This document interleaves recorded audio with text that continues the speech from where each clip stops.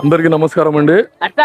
నా పేరు షేక్ జైనుల్, మల్పు టీవీ అధినేత plus Shah social justice for international civil and human rights council రాష్ట్ర సోషల్ మీడియా ఇన్ఛార్జ్. నేను ప్రొద్దుటూరులో ఈశ్వరెడ్డి నగర్ అనే ఒక ప్రాంతం ఉంది. గత 50 సంవత్సరాలుగా 4 తరాలుగా ఎంతోమంది ఆడ పేదవారు చేరి, అప్పుడుండే మహానుభావులు అవకాశం కల్పిస్తే అందరూ చేరి బండలు నాటుకొని చిన్న చిన్న కొట్టాలు వేసుకొని అంచెలంచెలుగా ఎదుగుతూ ఏదో మిద్దలో చిన్న చిన్న గూళ్ళు కట్టుకొని బతికే పరిస్థితిలో ఉండేటప్పుడు ఎన్నో ప్రభుత్వాలు వచ్చాయి పోయాయి. కానీ ఈసారి వచ్చేసి నిన్న సంవత్సరం నుంచి ఇది ఫారెస్ట్ ల్యాండ్, అందరూ ఖాళీ చేయండి అని చెప్పేసి 1కి 2 నోటీసులు ఇవ్వడం జరిగినది.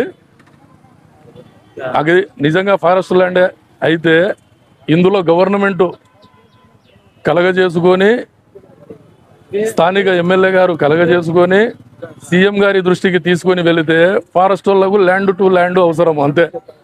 ఇక్కడ సంసారాలు 50 సంవత్సరాలుగా ఉన్నారు కాబట్టి సమాజంలో ప్రజలకు ఏదైనా అవసరం ఉంటే చిన్న పార్క్ అయినా ఫారెస్ట్ వాళ్ళు ఇస్తున్నారు, పార్కులు కూడా కట్టించారు. అటువంటిది 300 కుటుంబాలు సంసారాలు ఉండే ఏరియా 50 సంవత్సరాల నుంచి ఉన్నారు.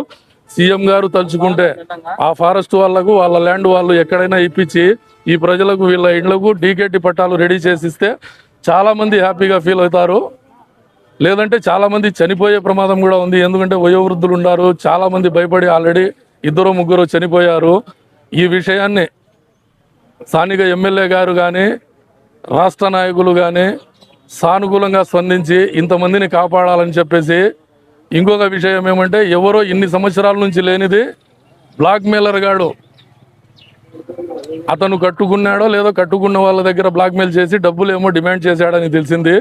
డబ్బులు ఇవ్వని పక్షంలో ఇంకా అతను ఈ తతంగం అంతా మొదలు పెట్టాడు.